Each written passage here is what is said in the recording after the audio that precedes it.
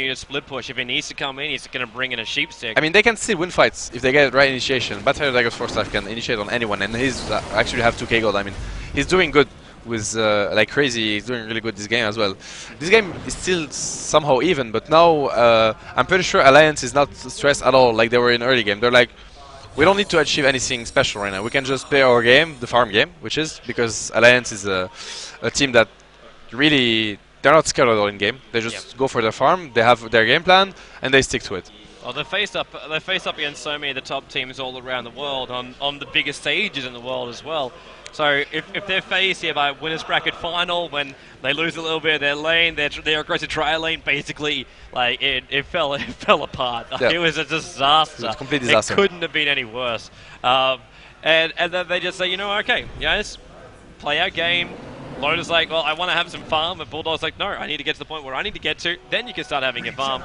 And Loader brings what he needs to. RK just does his normal thing. They didn't really get a lot at the very, very start, but they slowly work towards it, bit by bit, inch by inch. They're a team that can build momentum after rolling backwards. Yeah, that's true. And really, what VirtusPro achieved in the early game is that they got Alliance out of their comfort zone. You know, their game plan was not going to work because VirtusPro had such good early game and such advantage that the farm game was not an option. Yep. But now Alliance got themselves back, of course, with big plays from S4. We saw S4 counter initiate many times, and from other, of course, not only S4, but from Alliance as a team. Now they're back in their comfort zone. You can see they're in their woods. They're fine. They don't need to achieve anything special. Yep. The game is can go both ways still, but can go in Alliance way. And I mean, they must be convinced that they can execute better regarding of what happened at Rush Fight. So yeah, looking good for Alliance, I think, so far. Well, I'm interested if he does go straight to that Monkey King bar or not, or if he says, you know what, well, I'll hit him eventually. I need life to survive this, because the bear's going to kill me off so fast, Solar Stump's going to kill me off so fast, even inside a Chemical Rage. Maybe look down the lines of having that heart, and they're going to see a bear Prophecy being in here, and Bulldog, well, he's just poking and prodding to see where they are. Yep. It's a lucky thing for him he didn't lose his bear, but it's 300 gold for intel. Yep. Like, it's worth it. If you're a StarCraft 2 player, you send that observer over the top, and you accept the fact it's going to die, just so you get that intel. I mean, and now one of the questions VirtusPro has to answer is that, is it worth it to focus the Baron fight? Might be, because the bear is so fat. I mean, the summon, not the hero. That's why also I would like to see maybe some Heaven's Albert on support. I don't know what Smite is building right now. He's going, oh, he got the pipe. He's actually really fat on Venomancer, man. That's scary, but yeah. They will have to deal with the bear somehow, because he's gonna destroy any hero on the Lion side. Yeah. On the VirtusPro side, sorry. Is that RK? Is RK still building into a mech? He still has like 36 minutes in. The mech will come with time. Instead, EGM's like, well, I could have probably built up most of a mech, but I built a Ghost Scepter instead. Yeah, and a 4-staff. And a 4-staff. And an urn. I don't want to get a mech. Well, those VP supports are meant to be the greedy guys here. Yeah, EGM is going greedy mode, actually. And even Loader, like, you see his greed. He's like, yeah, you know what, I'll get to a butterfly eventually. I'll just buy this 1800 item to try and force out. What was it? Is it 53? How much is the Monkey King bar? Yeah, 50. Yeah, actually 54. I'm not sure myself, but luckily 54. 54. Okay. Oh, so close. So close. So close. That's right. What's gem? 600, 750, now 850. Yeah. How did Loda get revealed? Actually, maybe he attacked something. How did Loda get revealed? You know, he was smoked, and I'm not sure. Maybe he attacked, and now he's not in smoke anymore. Oh. Crazy. Is he giving me the one who'll go into this? He'll see trees, he'll see EGM, and then instantly double tap that blink and just escape. He had a deeper tree though. He had a deeper tree, but then instantly KSI says, "Well, screw it." He's still farming up top lane. The split push is still stronger here, and having a Radiance burn bear, like, where is this bear from Lone Druid? Is down here farming with them, trying to push out the bottom lane. The Treants from Prophet keep on scouting out what's going on here in the jungle. Smoke gang fails, they waste a hell of a lot of time. And KSI and everyone else on the map is making the most out of it. These two supports are so, like, no wonder we're not seeing the mech up just yet on Visage. He's got 5,000 net worth, almost 6,000 there, and then the Venomancer's got 8.4. VP have so many more items, like we got mech, pipe, and Venom up on our side. And then the Leshrac, Point Booster, Ghost Scepter, earn Arcane Boots, and it's going to do a lot of damage in the upcoming team fight because Loader can't nuke him down, the Bear can't keep attacking him, and your magical damage, well, I suppose you can throw out Soul Assumption as well as the Orb, but if you're throwing both these things out to kill off a Leshrac, what's Alchemist then going to do to you? And this is an Alchemist who went into a Desolator as well. Like one thing right now is that VirtusPro support, I mean VirtusPro wanna go late game right now, for sure. That's why they're dodging fights, they're split pushing, and their supports will be able to get farm. NS has good items, he can farm jungle pretty easily, so can Smile. On Alliance side is a bit harder. I mean Rubik and Visage are not the best farmers, you know, compared to Leshrac or Venomancer for sure. Also I wanna highlight the wards from VirtusPro in Alliance Woods. What they wanna know right now is Alliance up to be able to farm on the other side of the map. That's VirtusPro plan right now. And Alliance got a gem to avoid that. I mean, both teams are really, they know what's happening, you know. Every team is clearly reading into the other. Oh, they want to snatch Roach? Okay. It's our time. That was going to be pretty well dewatered once Lone Druid arrives. In fact, yep, down he comes, Venomancer. Just a fake one on the front line, just trying to bait him and slow him down. But there's no way they really want to initiate on this one unless they loop themselves around, which they do. They pick up S4. There's that counter initiation. Leshrac double hit as well. They need to bring him down fast enough. He's going to phase shift, stay alive a little bit longer. And now out he goes, but he burns inside the Firefly. NS back into that Ghost Scepter. Meg healing him up. Illidan, he's got a big stun right now, but he's going to hurl it off. He hits on Admiral Bulldog, but Illidan picked up, throwing down Entangled. Now you'll break free. Just beat down Admiral Bulldog. Can they do it? KSI's the other side. They got him. Illidan's still alive. He's going to get around the tree line. Soul Assumption will fly. 160 life points. He's TPing out. Rubik sniped off by KSI as well. And RK, as well as Loader, the only two left alive out of what was a fantastic initiation by VP and almost a great counter initiation by Alliance. Amazing play from both teams, nothing else to say. I mean, the fight went the way it should have been, nothing else to say. I mean, Alliance played it great. Maybe S4 shouldn't get jumped on, but it's really hard against Battle of Dagger first half, right? Like, the range of initiation is huge. Amazing counter initiation for Alliance, wasn't enough, it was really close. I mean, if Alchemist died instead of Bear, then it's a completely different fight, so the game is still completely even, but great play from VirtusPro. They got a lot of advantage from this fight. Even just pick up one of the familiars right now of RK. He doesn't have resummons on these guys either. If he loses both these guys, they've lost their vision to the pit. Even with that Venomancer wall is so difficult, and looking for that last hit, it's going to come to Illidan. Agassi Mortar picked up by him as well. This is base breaker items right now on Illidan. He'll just walk up and take out towers, and Alliance, there's nothing they can really do about it. Like, you want to put the Bear in front of that one? If there's even a slight chance they lose that when Bulldog resummons up, that's a long time without having a second Bear. That's a lot. That's GG. I mean, if they lose the Bear at this point, it's maybe 90 seconds. That's even worse than losing a level 22 or 23 hero.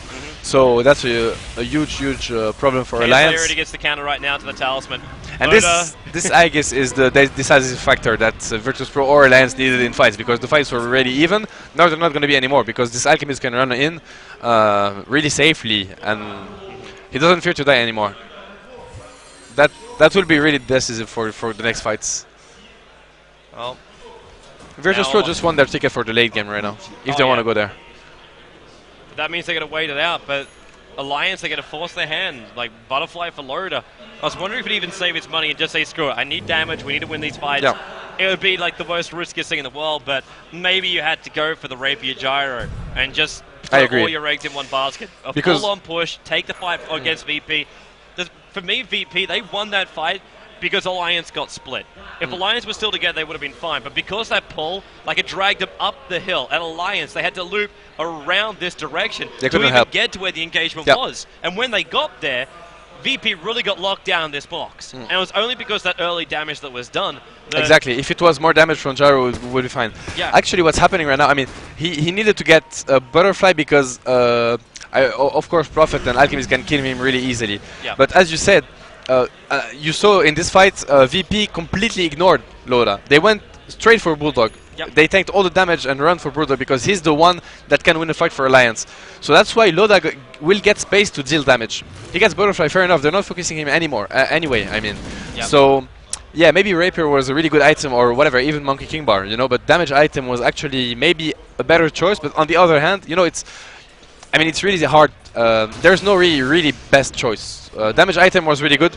On the other hand, if he gets a damage item, they might just switch and one-shot him, you know, because he's really squishy. It's like 1k 4 HP. I'm not even sure how much, but that's 3 or 4 hits from Illidan. Like, which evil do you want to face? Do you want to face the bear, which you hate, or do you want to face a Jaro who has like destroyed games? Exactly. In the past? I mean, if Jaro is really squishy, VirtusPro is such a good team. They will instantly turn and one-shot him and go back to Bulldog after. Yep.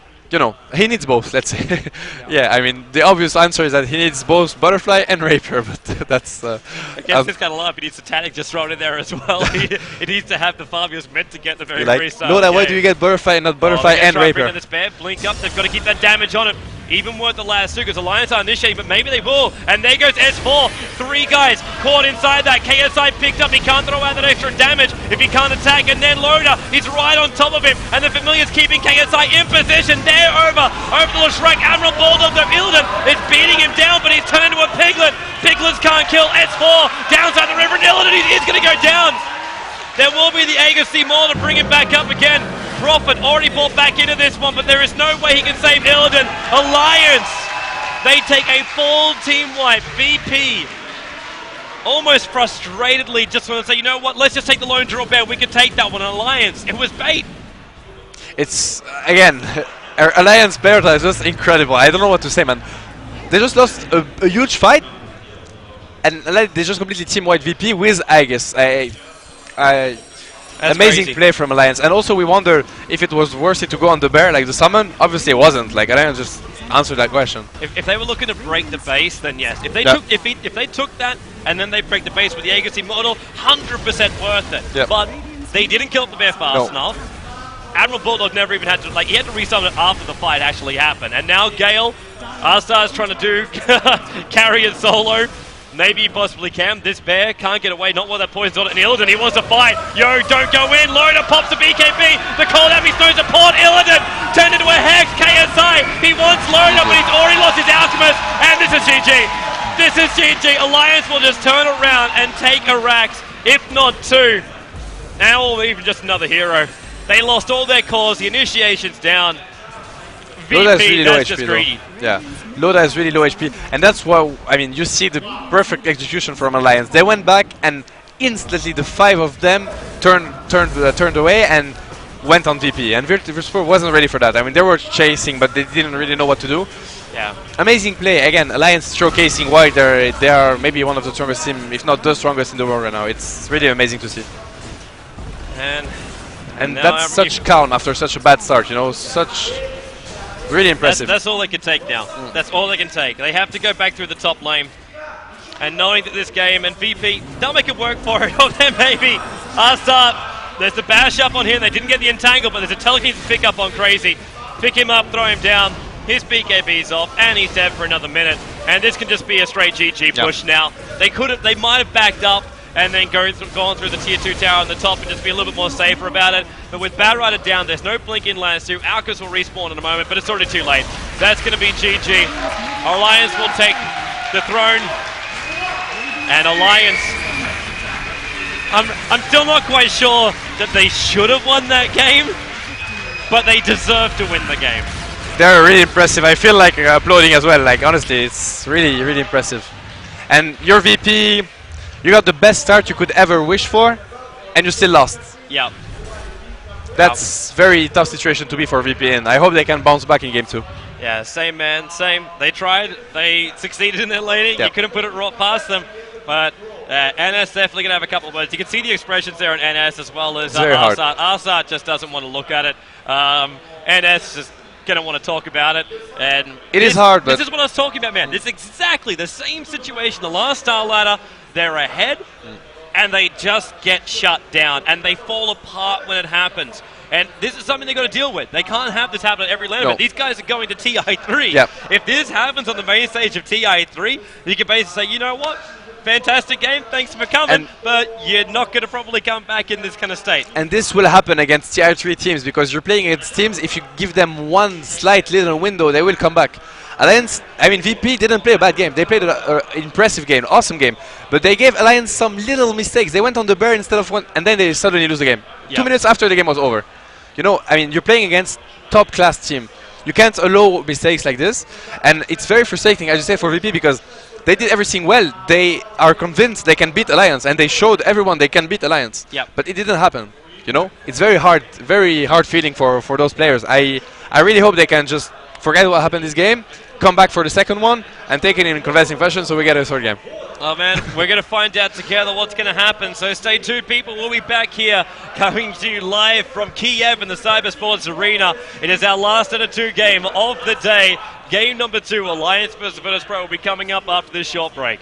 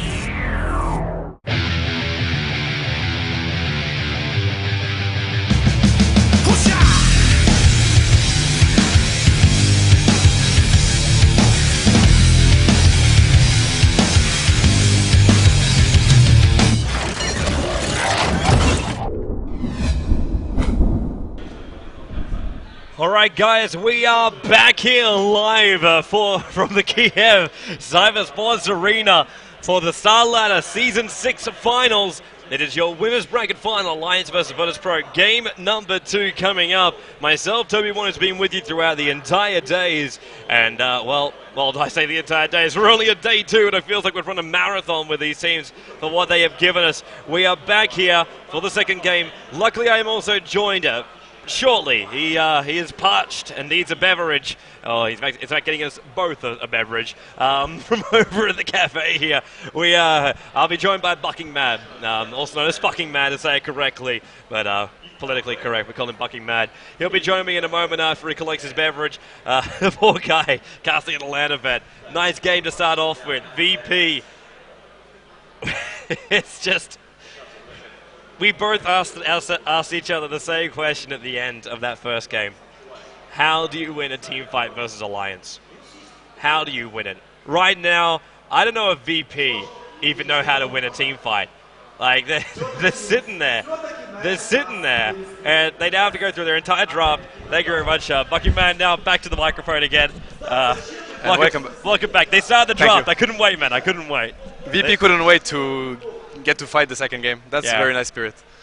Well, it was instant. Like, both said go. Both said go. I was like, okay, we'll have a chance. Go to the toilet. We'll get a beverage. We'll probably just go up there, have a chat to them for a little bit, see what's going through their minds. But right now, these guys, they just want to get down to business. VP are a team that don't like to wait. They like to get themselves in there. They lose first game, they don't care. If they spend time thinking about this, they're going to have trouble with it. And Alliance, they won't want to stop either. Like, they've got momentum right now. They'll probably think the VP, they'll be a little bit crushed. And you see the entire VP lineup. This is so different to what they were yesterday. Yesterday, they were just chilling. They were chilling out. It was lost. It was we're going to go back to Gold Lakes tonight and just drink. It'll be fine. That was the kind of mood around this. But now every single person over there is getting involved in the discussion about the draft. It almost looks like they're talking as a team now. Yeah, it's a completely different team. And like the way they go into this game is great. It's like they forgot already that they played first game. They're just focused on the second one. That's why they're like, okay, we're ready. Like, did we even play one game? We didn't. Just go again, you know. And that's really nice. That means they will put up an even fight. And if they completely forget about just what just happened, like they had a chance to take it and they, unfortunately for them, lost it. Yep. It's a very nice spirit to have, especially in LAN events like this. You need to forget. You need to just all your concentration needs to be on. Trying to do your best, you know. You can't just think about, okay, we did that mistake. Maybe you can think about it later, you know, post-analysis, in a post-analysis way. Yeah. But decoding is meant for after the game. Yeah, exactly. Well, there you go. Adapting is during the game, decoding is after the game. Exactly. Oh. But let's look at our draft to start with, man. So VP, would you believe that they're going to ban out the Lone Druid? They don't want to deal with this one. They'll take a Keeper of the Light as well. Almost like they're trying to bait through a couple of the big heroes. Both Darkseer and Batrider managed to slip through. But S4, he didn't want to play their game. He takes out the Wisp. He takes out the Tree Protector. So I'm happy we don't have to deal with the Living Armor. But we will be having ourselves another Puck, this time on the opposite team, and a Darkseer. So VirtusPro already with very, very strong team fight. And as far as looking over towards Alliance, they've got Admiral Bulldog on a different hero this time around. He does play Prophet a hell of a lot. And what we're going to assume is going to be S4's Batrider. Alliance will go greedy mode, I think, with this draft. I mean, they will have a dominating mid lane. They will have Bulldog on one of his key heroes. I mean, they will have a good split push potential, with Batrider being able to gank the whole map and Prophet obviously helping with that. Yep. While VP is going for a full team fight mode. I mean, when you get Perk Darkseer, the combo is so great that obviously you want to get involved in team fight at one point. So two different play styles are emerging right now. We'll see. So VP will want to try to shut down Alliance early on, so Alliance will not be able to dodge the fights VP will try to force. Yeah. You know. So again, I mean, the laning phase, obviously, and like every game at this level, the laning phase will be crucial. Even though last game the laning phase wasn't, right? Because they still won anyway. I kind of want to show this. Damn you, Vlad. I kind of wanted to show the importance that the Russians give to the drafting time. Vlad's got like up on the main screen here in the Cyber Arena, looking at his items in his inventory, saying, yeah, I'm going to beat Cleaver for Pudge. He's going to come out most definitely, kind of thing. Like, it's hilarious to see. Yeah, unfortunately, no Pudges for this competition. Even though, man, I really want to see him. I see him creeping in. People are realizing his strength gain. It's so damn powerful. And you don't even need to buy strength items on this guy. No, but Pudge can really be viable. Like, this hero can achieve a lot if it's used well. In many fashion, like, for example, when you have pushing lineup, having Pudge with you prevents completely the enemy from defending any tower. Yep. You know, I mean, the hook range is so huge that there's no way Column will stay far away. And you know, like, Pudge can be used for many different things. Let's hope one day he makes some sort of comeback. I still want to claim him as the hero of TI3. Okay. Hero of TI3. Okay. With the new mid. I actually thought we were going to get that when we went through that whole melee phase in the mid. I'm like, yes! Pudge is coming back. That would be Magnus, so nice. Get your ass out of middle lane. If you're going to stay there, Pudge is going to destroy He's you. so entertaining to watch. DK versus Pudge, that's an even matchup. Yeah. Go nuts for it. And, well, no one's doing it. Yeah. I'm most disappointed. He's so entertaining to watch. And again, I can understand, like, when you're playing on the Southeast Asian servers, you want to try and connect to Chinese to Singapore and tell them to play Pudge. They will tell you to No way. stick it where something does definitely not reach. Yeah, And right now, we're going to get VP. VP Team team fight. fight. I was wondering if they were going to think about the Disruptor or if we're going to actually see the Enigma come up for them. Yep. I mean, what's happening right now is Alliance will go greedy mode. VP knows that, right? So they're banning Chen and Edge. Chen is very greedy hero. I mean, might not look like it, but he prevents enemy from challenging. He's really good with one neutral creep, etc. And he also can power from the woods. Yep. So if you don't challenge him, he's going to get changes the balance of the middle lane. We've seen Heartbeat Gaming so many times, but you also ban the Chen, he'll just pick an Enchantress. Yep. Yeah, sure. I mean, Chen was a really clever ban from VP. Same for Alchemist. He's a very greedy hero. Like, if you're going to let him achieve farm on safe lane, he's going to get really huge. Yeah. And VP is just going for this team fight mode with Disruptor. Right now, a key hero for VP, obviously, is Naga Siren. They use it a lot, and it fits perfectly with their pick right now. So maybe Alliance takes time because they wonder if they want to steal it from VP or if they don't want to. Because it's also a very good hero for Alliance right now. Well, if they're going to go for the Naga, then I'm starting to, okay, we assume VP's going to pick up Naga on that fourth pickup right now. I think so. If we assume that, then what's going to couple up with this? We're going to see heroes, or someone with a stun. I assume that they at least get something in their lane, so Latrak would be the first one at the top of my pick. Latrak would be good. I would still though like to see their Enigma. Visage going to be picked up by S4. Yep. Does VP delay this pick? NS, he's not clicking on anything yet. They're still having a bit of a discussion about this. Yeah, for me, the Naga pick looked very obvious. I mean, just in general, and also because considering that VP uses this hero a lot. Yep. Maybe they don't want to go for it. I don't know. It is surprising that S4 didn't think about it. I mean, he must have thought about it. This guy is a great drafter, so he didn't ban it. So, or he want to play against Naga, or maybe both teams actually know that VP is going for something else that we don't know. Well, the amount of times we've seen teams that like they draft for one lineup in the first two, and you're like, beautiful, it's going to be a team fight lineup, and all of a sudden you're like, no. And it's something completely different. Yeah. They don't. True no, I don't want to use that as a reference. You know what I want to reference though. Oh, which one? All of a sudden, Anti-Mage. Oh yeah, all of a sudden, Anti-Mage. Actually, about that, we actually were like, what the hell happened? Well, I asked Black, and Black said, like, you guys turned to him and said, do you want PL or do you want Anti-Mage? Yeah. And he's just like, what? Yeah, we were like, Black, what do you want to play? We know he uses very defensive heroes like this, so yeah. I mean, if you go to a LAN with a 10, you gotta adapt to him, even though it might hurt you as a team, not because of he's a great player, but you need to adapt a bit to his playstyle, you know? Yeah. Well, and we ended up having Pogna Anti-Mage, some next level synergy. Okay, so they don't wanna. Okay, that's very risky. VirtusPro is getting great supports. I mean, Disruptor can win a fight on his own, so can Lion, but it's a very weak lane, you know. And Alliance this almost feels like they just want to sack the bottom lane. Yeah, Alliance might go and challenge because it's very good. First of all, you can win the challenge because Lion is and Disruptor are really weak level 1, and also you will deny them the farm and the pulling they would actually do, you know. So. Okay. I hate you. Okay. I hate you, Alliance. All of a sudden, Anti-Mage. Oh, no. I'm not sure because VirtusPro have what they need to answer. I mean, early on in first fights, they can kill Anti-Mage like no problem. Lion, Silence from Puck, from Disruptor, they can kill Anti-Mage really easily. Yep. So even in the late game, like we saw Assad, if he didn't feed in the later portion of that game, it would have been fine. Yeah. But he almost had an Aghanim Scepter as a support Lion by 25 minutes in. He always gets item. He actually had it before he was going to hit level 16. Yeah. So he couldn't have the 20-second cooldown. There's been a 1 minute cooldown. There's 1 minute cooldown on that, but 20-second cooldown on his Finger of Death. I'm still asking for like a mid-solo Lion to make his way back into the game. The old days of X-Lion solo mid. Was so nice. Beautiful time. Beautiful. What's the NS even doing?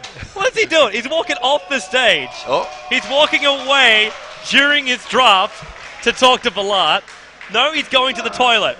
He's actually walking to the toilet during the middle of the draft. What? Is someone going to click his button or is he Wait. There's no one at that computer. He is randoming the last hero. He is happy to have the last hero random. This has got to be bullcrap. They'll either be happy, like we can show it right now on the screen. That middle chair is the drafting chair. That belongs to NS. And he just walked past. You're kidding me. All the casters down to the toilet. I'm not seeing a hand moving for that. I'm not seeing a hand moving for that. They're happy to let the random happen. You're kidding me. No, this is going to be so. Oh, That no! He clicked. Smile moved his hands, and he clicked the PA. That's a nice show. He's not trolling at that.